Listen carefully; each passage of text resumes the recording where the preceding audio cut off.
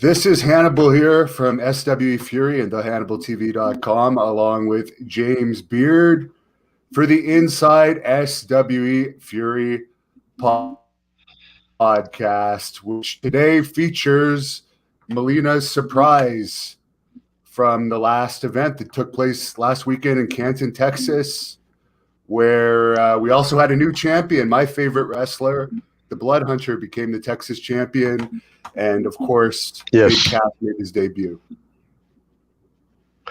Yeah, that was an exciting night, man. I tell you, a lot. Oh, we lost James. But Big Cass has made it on just a couple of minutes late, but it's okay. You're the big superstar. You can be as late as you want. But yeah, I mean, I should have had one of my assistants set all this up for me. I just didn't know how to do it. So yeah. Okay, James is back. I'll let I just powdered on you. About you, Cass. We were just talking about your big debut for SWE Fury. You were the big surprise. Well, yeah, this past Saturday I got the opportunity to debut in SWE Fury. Melina said she had a big surprise, and she delivered in a big way. And I debuted in Canton, and man, those fans were on fire when I showed them who I was, and it was really, really exciting. It was really gratifying to see my hard work pay off and see the fans, love to see me back. That was quite a pop you got, man. I tell you, what made you decide to make your big debut in SWE Fury? I've been watching what y'all do on YouTube, and I've heard a lot of people talking, and I reached out to Kevin and Teddy and asked them if there might be a fit because I was really excited to work with y'all, and they said that they could make that work, and they gave me the opportunity, and that's all they gave me was an opportunity. Let's see what happens, and I think that opportunity went well. So moving forward, I think I'm going to have quite a few more opportunities with SWE. They also gave you your That's own great. trailer. I'll tell you what, it's just wonderful to have you with us, and it was an exciting night. The whole night was a good night, and you just kind of topped it off. That was a great debut. I can tell you that for sure. It was, and I thought it was cool that he had his own trailer. I actually didn't get to meet him at the show because I was out there working, and he got his own fancy trailer. The Charlie Haas didn't even have one of those, and he's the champion, so that's pretty cool. Well, I had to get dressed in a trailer because I couldn't let anybody see me. I couldn't let the fans see me, and I couldn't let some of the boys see me because you never know who's going to say what. So yeah, I don't think that trailer was specifically put there for me. I shared it with quite a few people, but yeah, I had to get changed in there, and I had to get dressed and get ready in there so no one would see who I was. But yeah, that you're really pushing big star agenda. Okay. Yeah, just it was a really good night. Like I said, the fans were awesome, and everybody in the locker room treated me really well. Great. Well, what are your goals in SWE now? What is there somebody in particular you're looking to maybe compete against, or is it just a matter of just getting in there and competing for a title or something? Well, I'll be at SWE Fury, the Spring Stampede, Saturday, April 24th. That's in Irving, Texas at Southern Junction. I'm just going to show up, and I have a few people in mind. As I showed, this past Saturday, I definitely had my eye on Charlie Haas and also Blood Hunter. So he's the new Texas champion, and that's definitely something that I'd like to achieve is win a title with you guys right away. So yeah, I noticed something really similar actually to Blood Hunter. He's got Selena, the Latino female manager. You got Melina kind of copying him a little bit there. Well, I guess that's very coincidental that it worked out like that. But like I said, Teddy and Kevin had a good idea for me. They thought that bringing me on board to be with Melina would be really cool. And yeah, I took that opportunity. I don't know any. Yeah, I guess when you say it, yeah, those are two similar situations. But I until you just mentioned it, I didn't really think about it. But yeah, I was just excited to be there and have the opportunity. Melina, she's a legend in wrestling. So it was good to be there with her. Do you have any history with anybody in particular in SWE, or is it pretty much a clean slate for you? It's a clean slate for me. Everybody in the locker room was pretty much the first time I'd ever met them when I got there. And it's a clean slate for me. And I'm definitely looking forward to being able to tango with a lot of the talent there. And like I said, I have my eye on some titles, man. Texas Championship or the SWE Championship. And that would be Blood Hunter and Charlie Haas, respectively, with those titles that I'm definitely looking at. If you're going to take aim at somebody, you may as well go ahead and aim for the top, ain't you? That's right. I'm coming in to make a name for myself. So good deal. Going to do that. Speaking of that, you were trained by Johnny Rods, I read. Is that correct? That is correct. Yeah. That's pretty good trainer right there to start with. Yeah. Once I graduated college, I just went to Johnny Rods School, and it's in Brooklyn, and asked him if he could accept me as a trainee, and he did. And I learned a lot of important wrestling lessons, but a lot of important life lessons at that school. And it was a really, really good place to break in. And it was, no nonsense, strictly business. And it wasn't easy at all, the way that they train there. And I don't think I would have had it any other way. There's a fan on here. Johnny's a great guy and one of the best trainers in the business, no question about that. And a guy probably really underappreciated as a wrestler himself. Yeah, for sure. Definitely underappreciated. He is in the Hall of Fame, 1996 WWE Hall of Famer. But, definitely underappreciated. He was like the guy that Vince would use to see if they could bring people aboard. It would be if he could pass the Johnny test at Madison Square Garden. If Johnny gave the thumbs up, they would go with him. If he gave the thumbs down, they wouldn't go with him. So definitely underappreciated. And but he's a very, very well-respected guy in the industry. There's a fan that wants to know who your favorite big man wrestler is of all time. Undertaker, Kevin Nash, but I'd have to lean towards Undertaker for sure.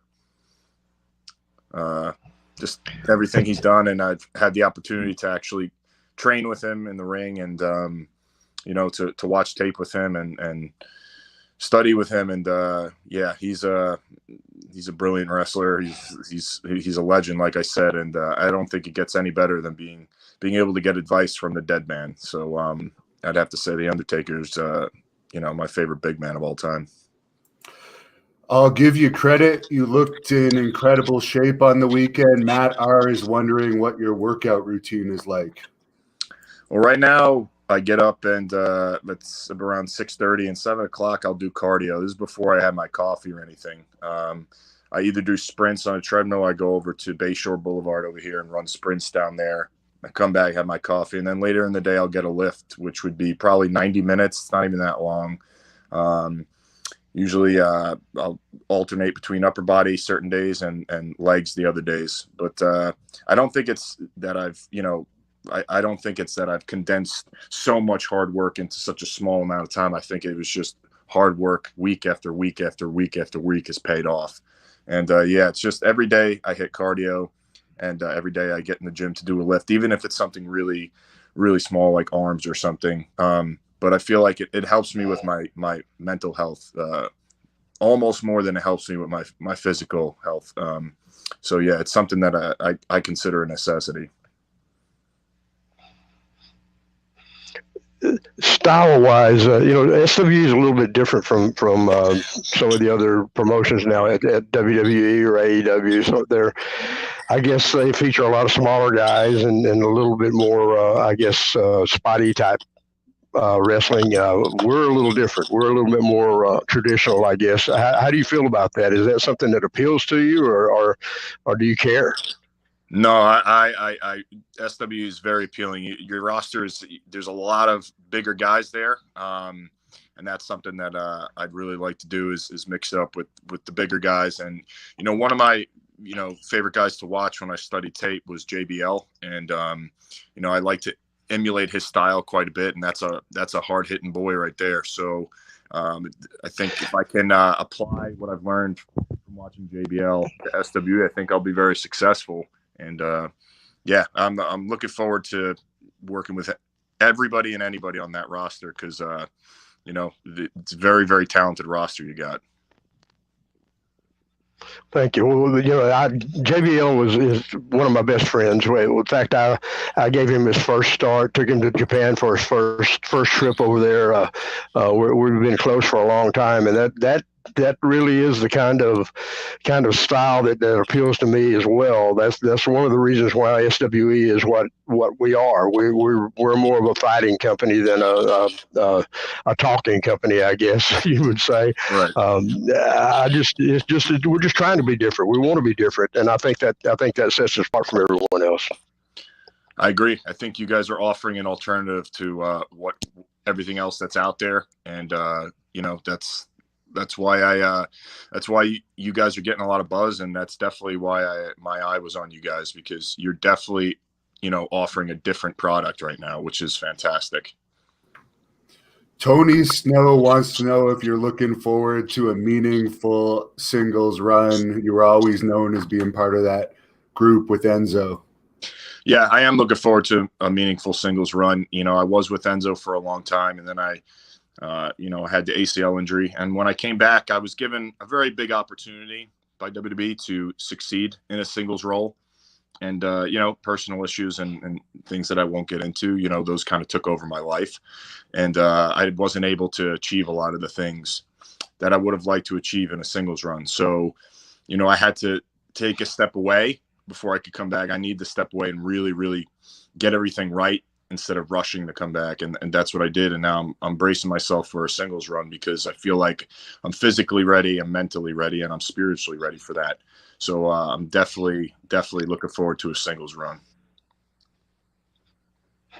You look like you're in probably the best shape that I've ever seen. I guess that's all part of that process you've gone through. Yeah. Like I said, I had about a year ago, you know, I had no intentions of wrestling again, and I was kind of giving up on it.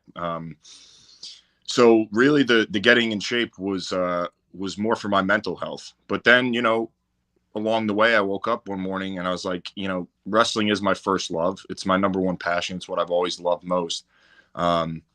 So why am I not going to pursue it again? Why am I not going to do what I love to do? Because that's a part of the key to happiness is being passionate about what you do and loving what you do.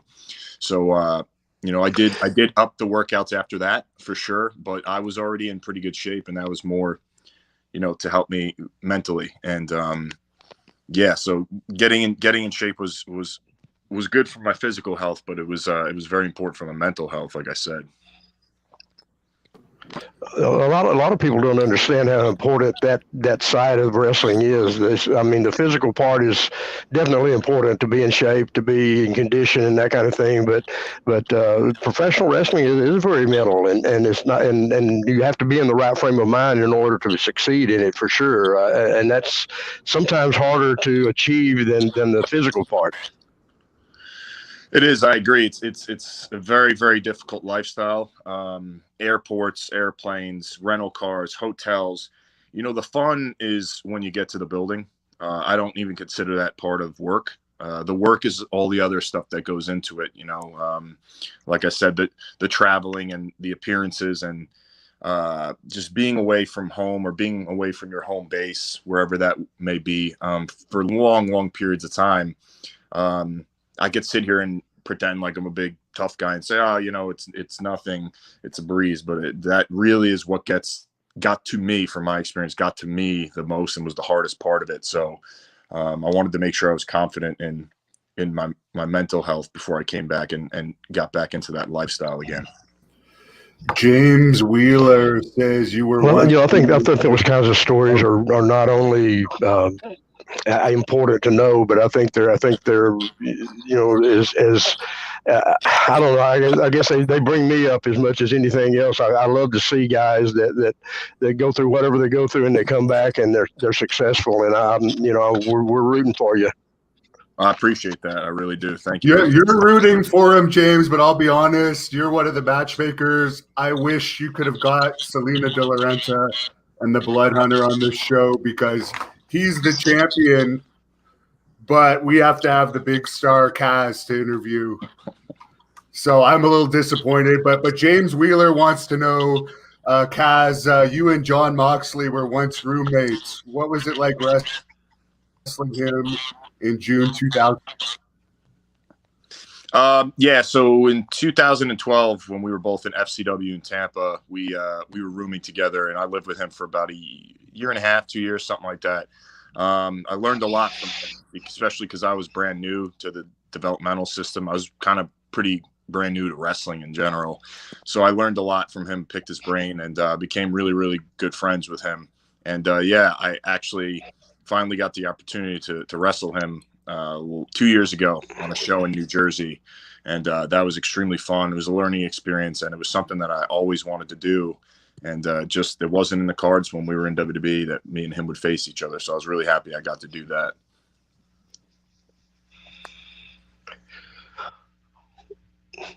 Well, the good thing about where you are right now is we stress competition. So you winning and losing is going to make a difference, and I think that's climbing the ladder pretty fast with you should be something that we see happen. I would think.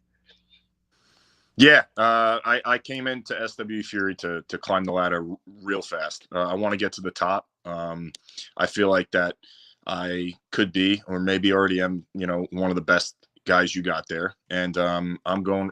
My plan is to go right to the top and win some titles and have fun doing it. And, I appreciate the fans there also. And, I also get a chance to meet the fans, before shows and the intermissions of shows like I did this past Saturday. The fans in the Texas area, especially the Dallas area, have always been amazing for me. A lot of milestones in my career were in front of those fans. My debut on Monday Night Raw, my first singles match on pay-per-view was there, and people don't know this, but I finally got cleared for my ACL injury in 2018 at that arena in Dallas. So Dallas is a lot of it's very sentimental to me, and the fans there are amazing. And going to the top of SWE is definitely something that I want to do, and I do predict that I will do. But getting a chance to meet the fans and sit down and talk with them is an experience that I also enjoy. So, SWE's just offered me an opportunity to really just do what I love to do, be happy, and meet some of the coolest people on earth, which is wrestling fans, and especially the wrestling fans in the Dallas area. So, SWE seems like a really, really good fit for me, and hopefully everybody on board there agrees.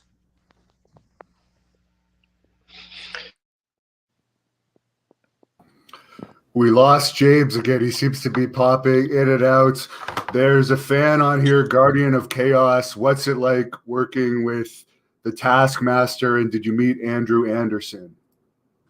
Yeah, I did meet Andrew Anderson. He's awesome. I got a chance to chat with him on a few car rides this weekend. And, he's an awesome guy. Very, very helpful guy. Willing to go out of his way to help, and that's just not me, that's everybody from what I've seen. Really good dude. Enjoy his work, and there is a possibility that I will eventually tango with him in SWE, and we shall see. But really, really like that guy.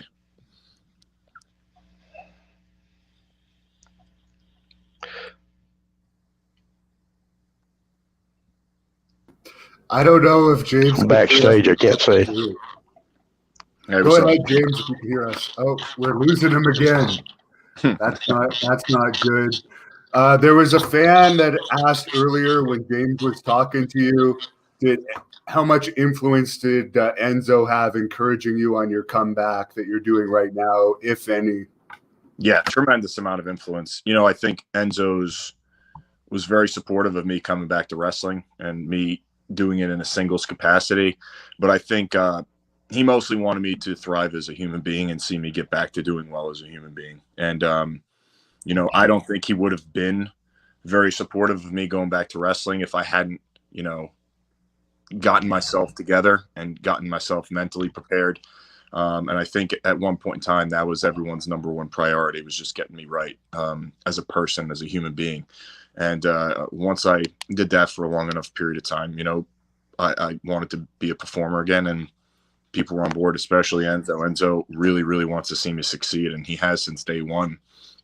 So he's always encouraging me, and he's been a big influence in me going back to wrestling. As we are about to lose James again, I think lots of positive comments. A bunch of people asking if the door is still open for you in the WWE in the future. I can't answer that with 100% confidence. If I had to predict, I'd say yes. I'd say that one day it's definitely a possibility, but who knows when that day will be. But yeah, I would guess that the door is going to be open at some point in time for me to go back there. And but right now there's a lot of opportunities out there in the world, and a lot of doors will be open, if I keep doing what I'm doing every single day, going about life the way I need to every single minute of every single day and keeping myself right. And but right now I'm just focused on, what I have in the near future, and I don't want to think too far ahead. I don't want a future trip. So I'm looking right now in the near future. And, that's shows that I have coming up, and that's SWE Fury, which is something that I've put a good amount of mental investment into and emotional investment into so far. So I'm really, really focused on my time in SWE Fury. And that is going to be April the 24th in Irving, Texas. More information is at swefury.com. And after that, it's going to be right in Dallas, May the 22nd. I don't know if you're on that event or not, but those are the next two events for the fans that want to know. Well, yeah, I'm definitely going to be there April 24th in Irving, Texas. I have a meet and greet. It starts at 3:30 the day of the show, goes till 5:30 the day of the show and the taping. And that'll be in Irving, Texas. I'm definitely there April 24th. And like I said earlier on, Kevin and Teddy and everybody there is giving me opportunities. So if that opportunity goes well, hopefully everything goes well, I'll be invited back for that show in May. But as for now, I'm really focused on that April show in Irving, get to meet the fans that day, and, really, really keep trying to make a major impact in SWE. Is there any wrestler that you want to wrestle outside of SWE that you haven't got the chance to wrestle yet that's on your list of dream matches? Wow. That's a really good question. I've never gotten to wrestle The Undertaker. That's a dream match of mine. And I've never gotten a chance to wrestle Roman Reigns one-on-one. So, those are two matches I'd really like to have for sure, one-on-one.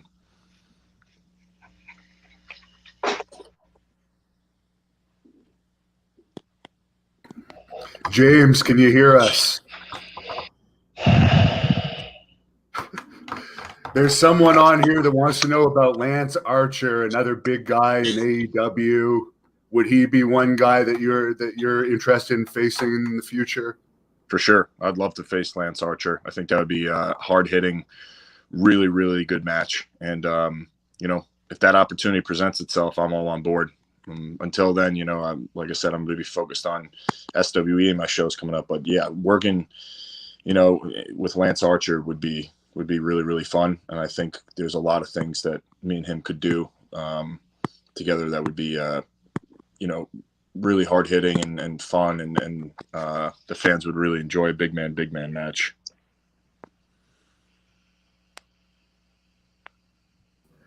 And I think, James, you can't hear us at all, can you?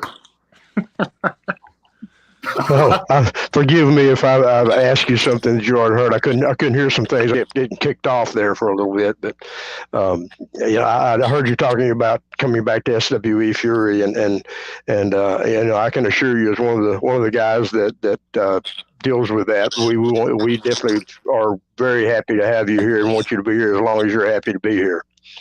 Appreciate that very much. Thank you. Really, really enjoyed the opportunity being there. So. Let's continue doing this, and let's make a statement. Let's make an impact. Yeah, trying to find you as much as many challenges as we can find for you. But I know that's probably what you really want. I would assume, being a competitor. I wonder, you're a big guy. Where'd you go? He wonders if you're a big guy. Okay, this is getting a little difficult, to say the least. Let's see if he comes back here. James, you back? Yeah, I'm back. I don't know what's happening. I keep getting kicked off, and I can't hear some of this stuff. But I was just going to ask Kaz about you're a big guy, and you're very athletic for a big guy. I understand you had a basketball background. How do you feel about wrestling smaller guys? Does that give you any trouble? Is it the quickness? I mean, you're fairly quick for a big guy, but does that give you trouble or anything? No, I enjoy wrestling smaller guys. It's really, really fun. There's a lot of creative things that can be done with a big guy and a smaller guy. And yeah, you know, I think I am pretty athletic. I'd say for my size, and I think that works to my advantage. And I think that especially with some matches with smaller guys, that could really, really be fun, and we could do creative things just because of my athleticism with my size. And I've never really had a problem working smaller guys, and I thoroughly enjoy it.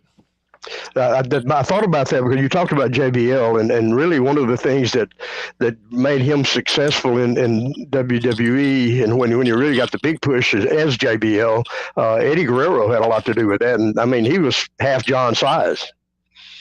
Yeah, that feud was really great. I know, you know, they had a lot of they did the house show angle in El Paso, and I know they did that, that match in LA at Judgment Day, I believe it was, where you know, with the chair shot, that was the crazy chair shot. But that feud was really, really, really good, and I think that really put JBL on the map as main event player, top guy. And yeah, his program with Eddie was very, very good. His matches with Ray were good. Yeah, JBL, whenever he worked smaller guys or worked a program with smaller guys, they were always good. But that feud with Eddie was incredible. Yeah, there's a real talent to making that believable, and that was something that he was good at for sure. And I know some larger guys have a problem with that. Yeah, for sure. I can only speak from my experience, man. It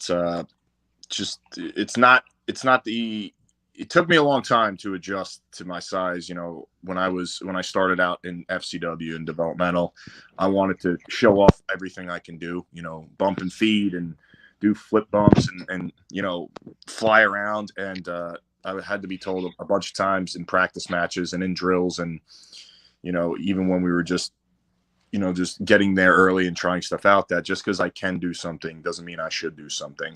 Exactly. Yeah. And it took me a really long time. You know, I was young and I wanted to show like I'm athletic, but when I look across the board, you know, almost every big guy that's been a top name or a top draw was also athletic. They didn't have to do all those things, and maybe you sprinkle them in here and there and make them more of a novelty. You know, it's a little bit more special when you only do it once in a while.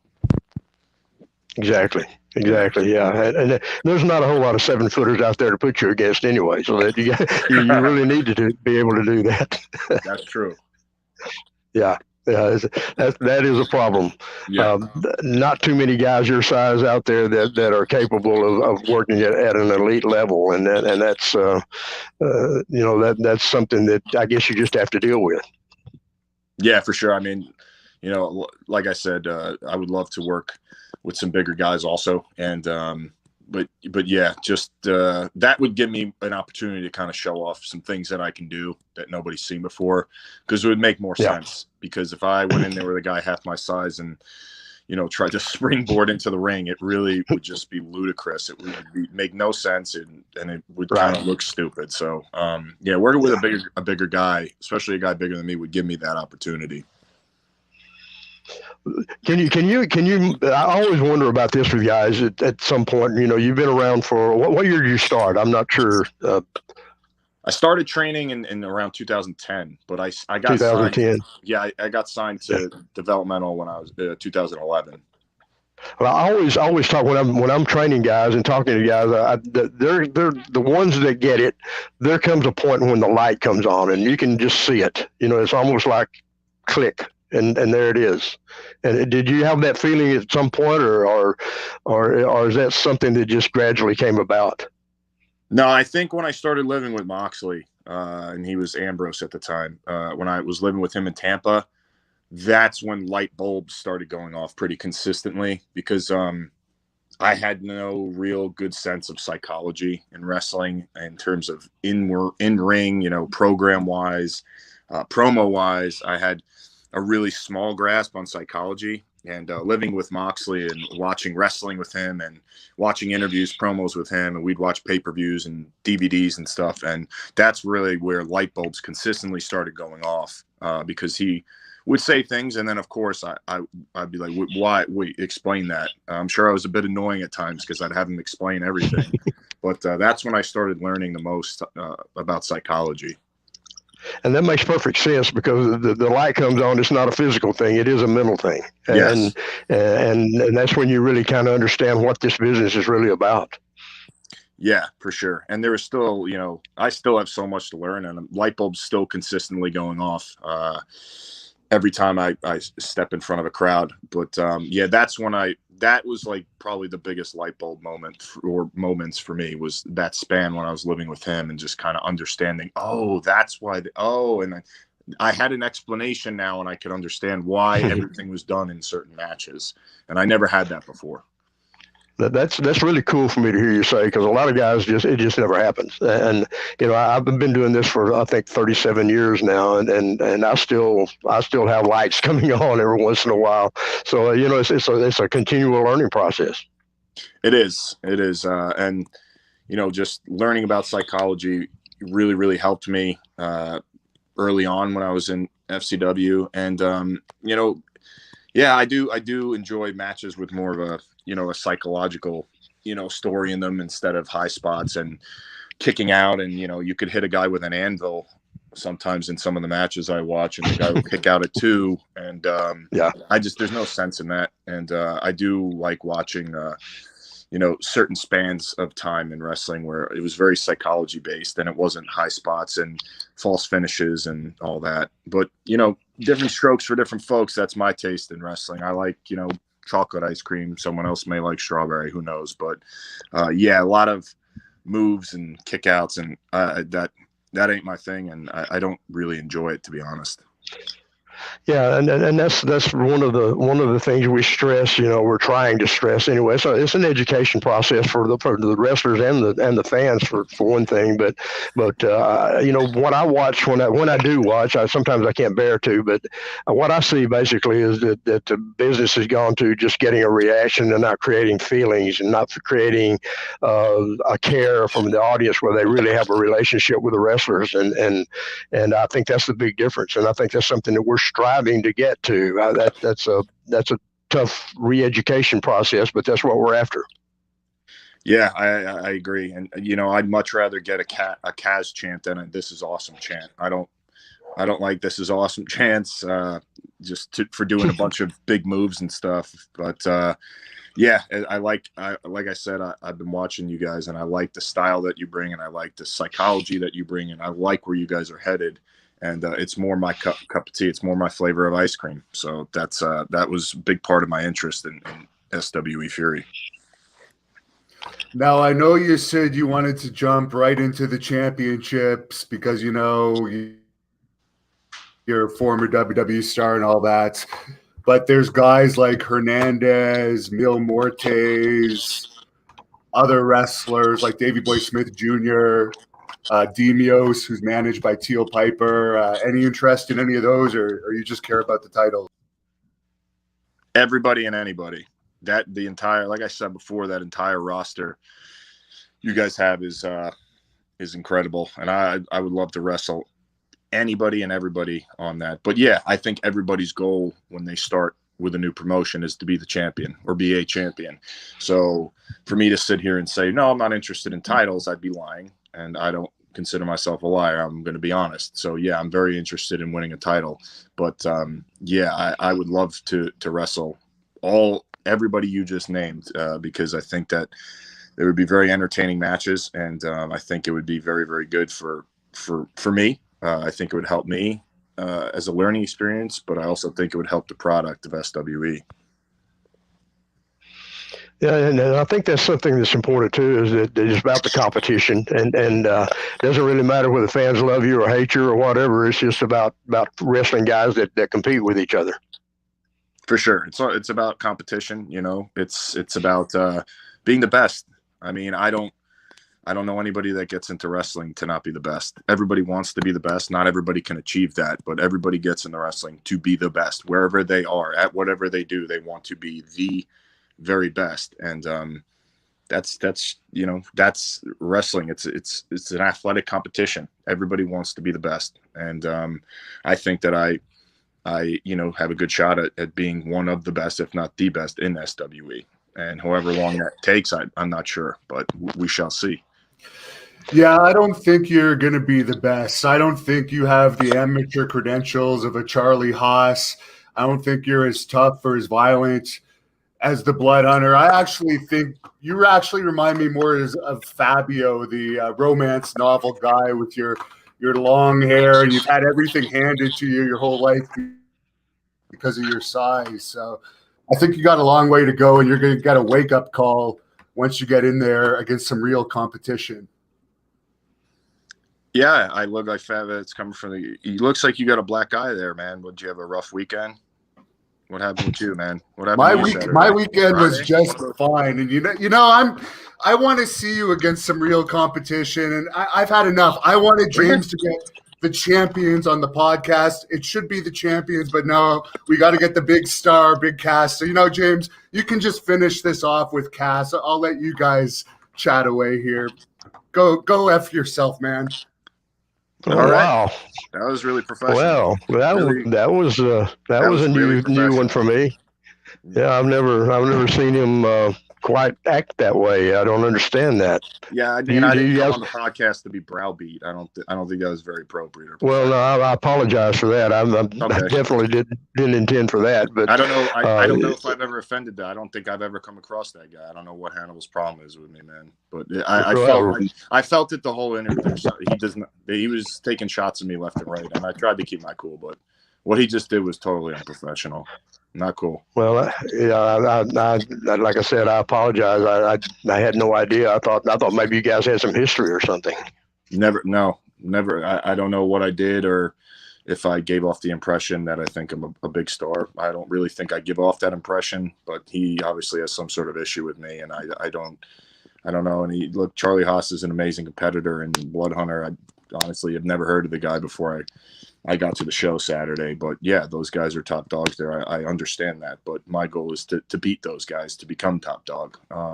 So nothing against Hannibal, man. But he's kind of just, that was very unprofessional, and I do want to use some words that I'm not going to use because I'm going to be more professional than him. But yeah, that was inappropriate, man. Well, yeah, I mean, I'm willing to take on anybody, man. Yeah, I don't have no doubt about that myself. That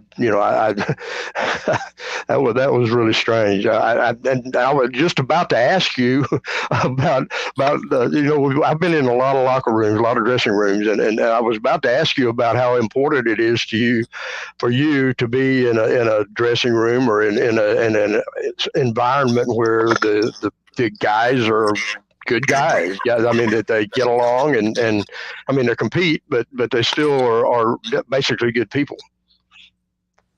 Yeah, no, yeah, it's always good to be in a positive locker room with positive people who have a positive approach to the business and aren't always complaining about how they're booked or what they have to do. And that is very, very important. Not everybody in a locker room is going to like each other. Nobody in life is going to like everybody, so there are going to be differences, but as long as you treat each other with Joel, that's very, very important. But I think, the most important thing in a locker room is positivity. You got to stay positive. We're trying to build something together. It's a team.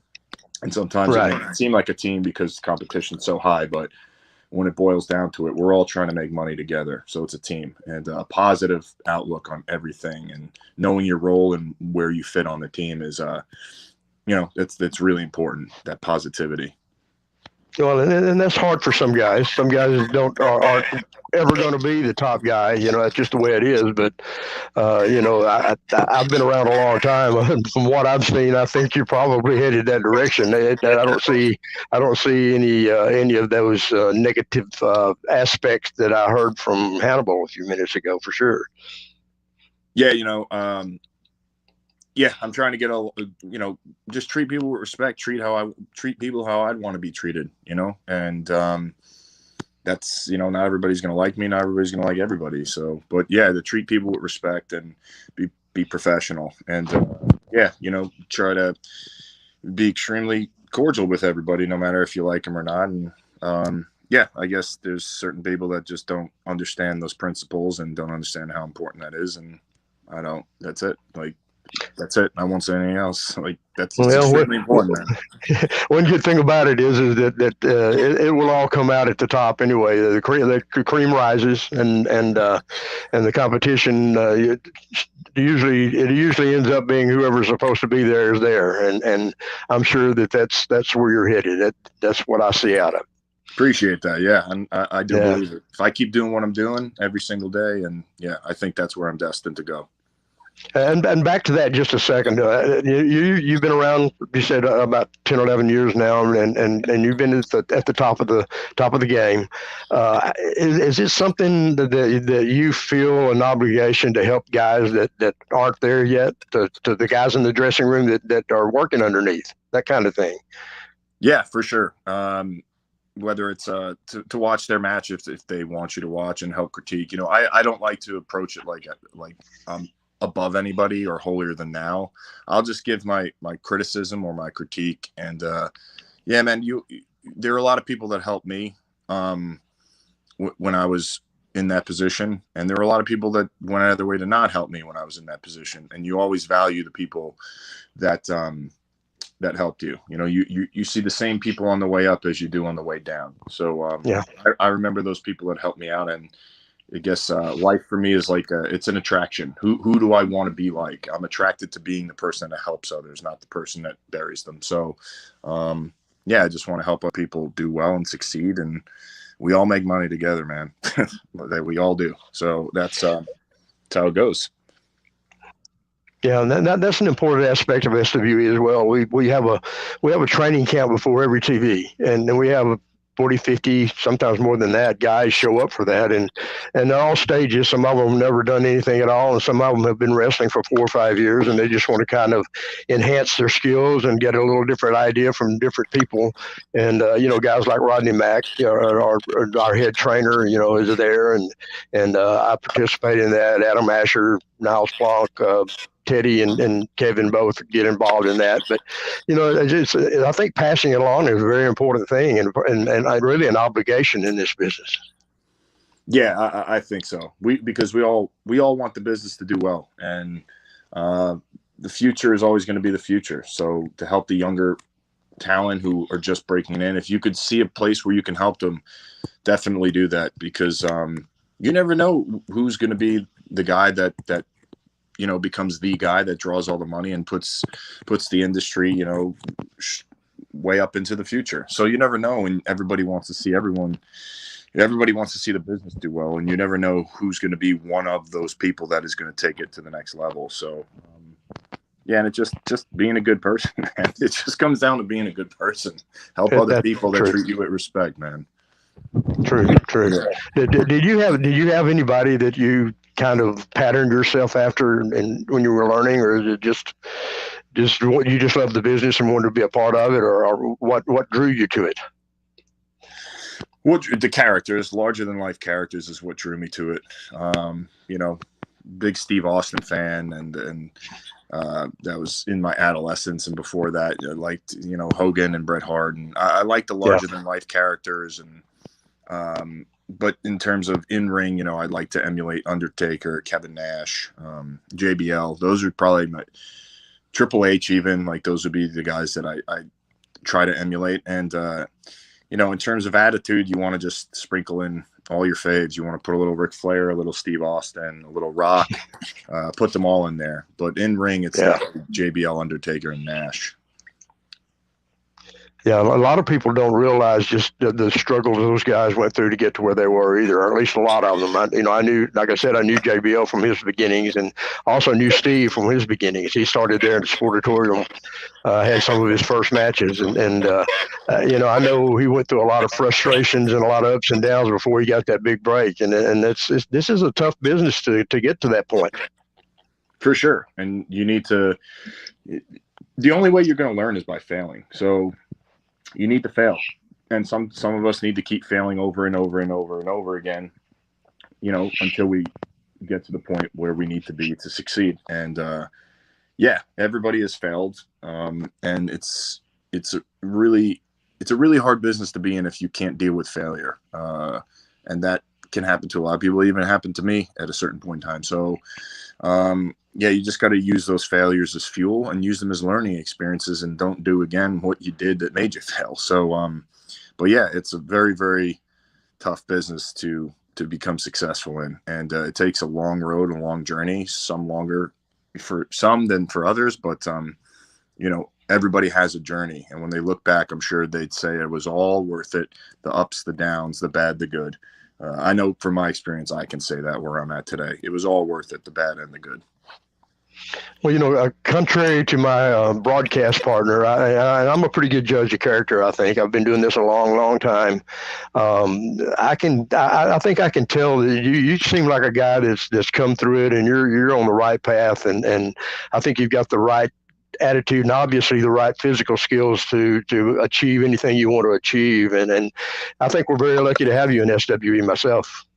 I think I'm very lucky to be there. So that goes both ways, mutually beneficial relationship. So, but I appreciate you saying that, and I really appreciate you guys having me there. Well, I tell you what, we're going to do it again, April 24th at Southern Junction in Irving, Texas, and continue that path. I'm sure we'll have some good challenges for you that night, and in the future, and we'll see what happens from there. But I'm looking forward to see your progression and your I guess. Reemergence as a major star in this business, and I'm hoping that we can help you get to there. I really appreciate that. I really do, and I'm looking forward to April 24th in Irving, and looking forward to meeting some fans. I believe that's at 3:30 that day, and then looking forward to mixing it up on the show with whoever I encounter. But I appreciate that, and you guys have been nothing but great so far, and I think that we're all going to succeed together, and I appreciate that. Thank you, Cass. Well, thank you for being with us tonight. I'm sorry about the a little bit of irritation there for you, but right. I can assure you, most people in SWE Fury are going to be very welcoming to you, and they're going to feel the same way I do after they get a chance to know you a little bit. Awesome, thank you. I appreciate that. Thank you, bud. We'll talk to you soon. Okay. All right, man. All right. All right, well, that's about it for our show tonight. I don't know where my partner went. I guess he's left the building, but we're going to do it again next Tuesday night at 8:00 Central Time. I don't know who we'll have with us, and I hope they stay with us for the whole thing. And then I hope my partner's with me the whole time next time. Don't forget about us, April 24th at Southern Junction in Irving. We'll be at Eddie Dean's May the 22nd. That's downtown Dallas, almost where the old Sportatorium used to be. And then we're back in Irving again in June the 19th. A lot of exciting things happen with SWE Fury. We got Max Castellanos and Moonshine Mantell. They're still at it, and Teddy Long has set up a strap match. I'm not sure exactly what the rules are going to be on that. I'm not sure if it's going to be those guys with the strap or guys around the ring with a strap or what's going to happen, but I know a strap's going to have something to do with it regardless. So we'll see what happens on that one. And of course, Charlie Haas will be defending his title there. Blood Hunter will be defending his title against Sabu. First time Sabu comes in. And also, just heard today, Gangrel will be coming back. I don't think he's finished with Blood Hunter either. So we'll see what happens with that. The Blood Hunter is making some enemies, or Selena is. I'm not sure which one, maybe both, but we'll see what happens. And then the tag team champions, OMGs, they got another win this last week. Those guys started at our training camps, and we'll have another training camp on the 24th. Those guys will be defending their belts also. Christy James will be back defending her belt. Miranda Gordy will be there. We've got a whole list of folks coming back that you guys want to see, and SWE Fury is just continuing on, man. We're keeping making it better and better every time. I think this last event was probably the best we've ever had. We had, I think, if I understand, right at 1,000 people there in attendance. They hung in there, man. I know these TV tapings can be long and hard on fans, but they hung in there and they wanted to the very end, and they got their money's worth. I can tell you that. And we're still doing the broadcast on the YouTube channel. I know that sometimes there may be some issues with that occasionally, but we're going to get that straightened out, and hopefully you guys will come see us live at Southern Junction, April 24th. That's SWE Fury, and we'll see you next week.